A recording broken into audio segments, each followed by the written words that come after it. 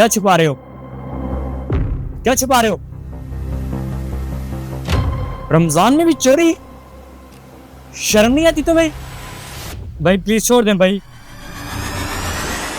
यार ये आजकल के लोग भी ना रमजान में भी शर्म नहीं। क्या हो रहा है यहाँ? सर ये चोरी कर रहा था, मैं अभी पुलिस को कॉल करता हूँ। पुलिस नहीं, पहले सच सुनेंगे। लेकिन सर इसने चोरी की है, मैंने खुद देखे इसे। तुम काउंटर देखो, मैं खुद डील करता हूँ इसे। घबराओ नहीं, बैठो यहाँ, आओ। घबराओ नहीं। मुझे ये बताओ नाम क्या है तुम्हारा? अली।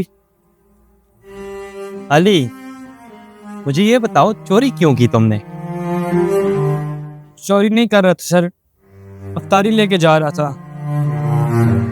और पैसे? अम्मी ने कल से कुछ नहीं खाया।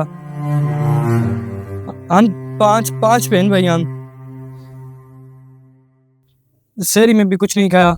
मैंने कहा आज अफ्तारी ले जाऊंगा, वरना छोटी बहन फिर रोएगी आज।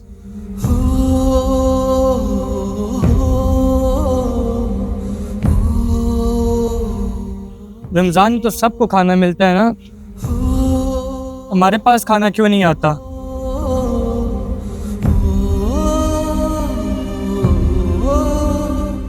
अली, जानते हो सबसे बड़ी चोरी क्या है? मैंने गलत किया।